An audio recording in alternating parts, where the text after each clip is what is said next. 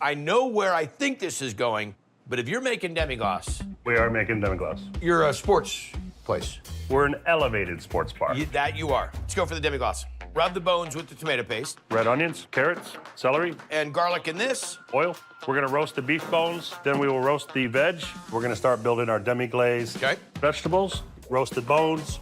We got red wine, salt, thyme, bay leaf, black peppercorn, and a bunch of water. This is all gonna cook for how long? 8 to 10 hours. And the demi-glace is for your gumbo, and then the gumbo is for the dirty pasta. That is correct. The knee bone's connected to the thigh bone, The thigh bone's connected to the hip bone. hip bone's connected Is that to it? the Come on, pelvis. It is pelvis. What are we into now? actually. We have to make the pizza sauce to make the fra. The fra goes into the gumbo. Is anybody at home confused? I am. Ground tomatoes, tomato paste, brown sugar, oregano, pecorino romano, sugar, fresh parsley, black pepper, salt, and crushed red pepper. Okay. So the fra, we'd start with the pizza sauce, and then it gets chicken bouillon, cayenne pepper, a little bit more salt, more crushed red pepper, herb blend. So this is the Fra Diablo sauce. I know where we're at. We're at gumbo. We are at gumbo, bacon fat flour. To the roux, we're gonna add Red bell pepper, celery, green pepper, onion, gumbo filet, bay leaves, thyme, salt, Cayenne. sugar, crushed garlic, Worcestershire hot sauce. and then that's gonna roast down for 45 minutes and add our smoked chicken thighs, hot leg Hot leg sausage. sausage, Fra Diablo, the tomato sauce. Demi that we made earlier. That'll Got it. cook for 3 to 4 hours. That way we have everything ready for the dirty Cajun.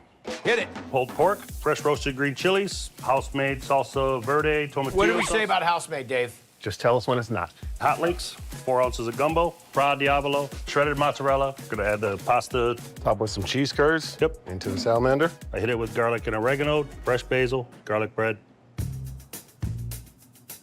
You know what this tastes like, Marcel? Tastes like gumbo pasta. I think the piece that I like the most about it is that you didn't make any of it in-house. The only thing you didn't do is throw the pottery to make the plate. This dish is great. Gumbo by itself sometimes, it's just gumbo. You've taken gumbo and made it into a full entree. Job well done, my friend. Dirty Cajun. Never had gumbo with pasta. It's incredible. It's legit. The mama's meatloaf right here. I love Bonfire. You're gonna come here and find something that you really enjoy. I told Marcel, we're rolling through. You got to have that place to watch the game and really get the experience. I think you're delivering. All about the food, man. I'm here in Phoenix, Arizona, and we're going to a taco shop. I know, before you say, come on, you couldn't be any more original, you take me to a taco shop in Arizona, but this isn't just any taco joint. This chef's been featured in Forbes magazine. He's competed on Chopped. Matter of fact, he won the Arizona Taco Festival Grand Championship 2 years in a row. This is Crujiente Tacos. Service. Let's go, food runners. Crujiente is especially unique in the types of tacos that it serves. Your beef and your Korean fried chicken. This is a fine dining way to do tacos. It's phenomenal.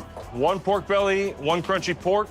And the gourmet spin comes from chef and owner Rich Hinojosa, spending years refining his skills in high-end kitchens before using his culinary superpowers to create the ultimate taco.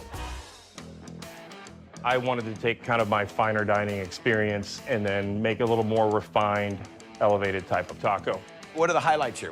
Crunchy beef taco, which we're gonna make today. Your crunchy beef taco. The crunchy beef taco has juicy meat in the middle with the crispy, crunchy outside shell, and it just makes the perfect taco.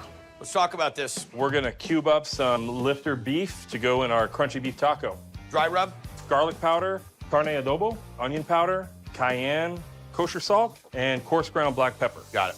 So dry rub this lifter meat. Sear this pretty hard.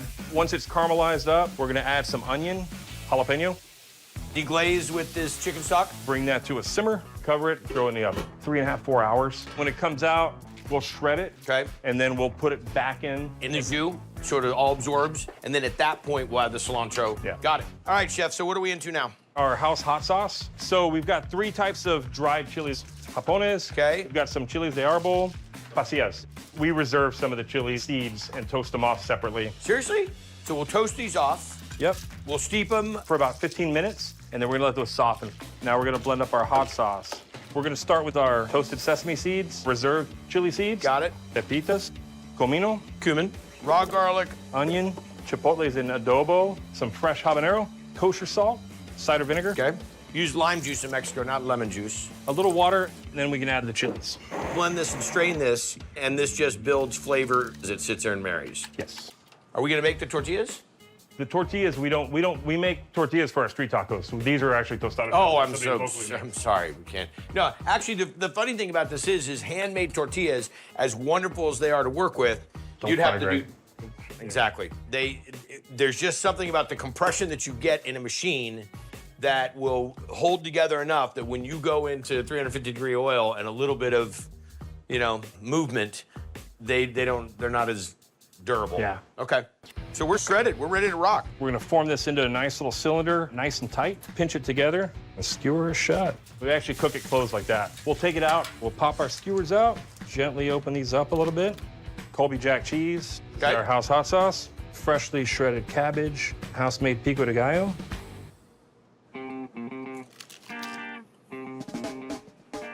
We're having you right here. You got a little right there. He's my buddy. He told me. That's outstanding. Everything in my chef mind, when I say I want a crispy fried beef taco, you have just created. I mean, it is really dynamite. But you know what my favorite thing of this whole thing is? The hot sauce. God, the hot sauce is good. Lights out. Too crispy beef. Just from the sound, you can tell it's gonna be good. The flavor, out of bounds. That's my line, by the way. The hot sauce, it's very spicy, which I like. And the pico makes a nice fresh flavor to it. Here you always do 2, 3, depending on how hungry you are. 2, 3, 6, 9, whatever. How about yourself? What's your favorite one? Wagyu beef. Real fancy dancy. Very unique. They elevate the flavors here in both the kitchen and behind the bar. How about the cocktails? Which is your favorite? Coconut margarita. It's a great spot for drinks and tacos. You've now taken this to another level with the discipline, the culinary execution. Thanks a lot for wrecking it for everybody. You're welcome. I appreciate that. 1 Korean fried chicken. Every taco is so savory, you just want another bite. Even though you're full, it's hard to say no. Mushroom taco for ya. Mushroom taco is great. Even though it's vegetarian, it's very hearty. The creaminess of the cheese, the garlic of the mushrooms. It's really just like the perfect taco. What's the next taco? Vegetarian taco. Okay. Shredded maitakes, My favorite mushroom. shiitakes, portobello. Okay. Canola, little garlic puree. Got it. Suspended in a little bit of oil. And we're gonna hit it generously with salt, and we're gonna roast them in a high temperature oven for 20 minutes. Next up, Herb puree, we're gonna mix into our local goat cheese. Fresh garlic, fresh jalapeno, the cilantro, and a bunch of parsley. olive oil blend. Gonna get blended up. So this is our Local chef. a little bit of this herb puree. That's the stuff. That's what we're talking about. It looks like pistachio ice cream, but it's not. That's delicious. All right. Okay, what's the next step? Jalapeno lime aioli. Jalapenos, a couple of bunches of cilantro, freshly squeezed lime juice. Working the throttle there. Mix that into some house mayo. There's one more component, and it's the key. It's the tortilla. We're making the tortilla for this one? Yes. Show off. Heirloom blue corn masa harina, kosher salt, water. So we've got our nice masa. Usually let it rest for about half an hour. Got it, got it. So you measure that out? Yep. Now that's the key, is the plastic. On the plancha. Beautiful. Tortillas are ready. Just a pinch of oil, roasted mushrooms, tiny bit of salt, Our whipped chev. right down the middle. You'd be looking at this and thinking that's guacamole. So we get one nice spoonful of our aioli, cilantro on top, and we're good to go. That is so tender and delicate. And I can get that herbaceousness of the goat cheese. The mushrooms are cooked down enough to where you can still taste them, but you do build a great amount of texture.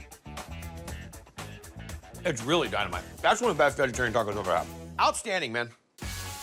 One mushroom. There's no meat in it, but it's still good. The blue corn tortillas are very soft and fresh. Oh my gosh, it was amazing. Pick it up, one pozole. You have to bring people here for them to discover it. You only have to drag them once. Yeah. You'll crave it and want to come back for more. You leave here, you had a culinary experience. That's what we're trying to do. The vessel that you're putting it in typically is not recognized as the most culinarily advanced food group. You're changing all that. Exclamation point. Great job. Hi everyone, make sure you subscribe to Food Network UK, where you can see loads more shows and loads of different recipes.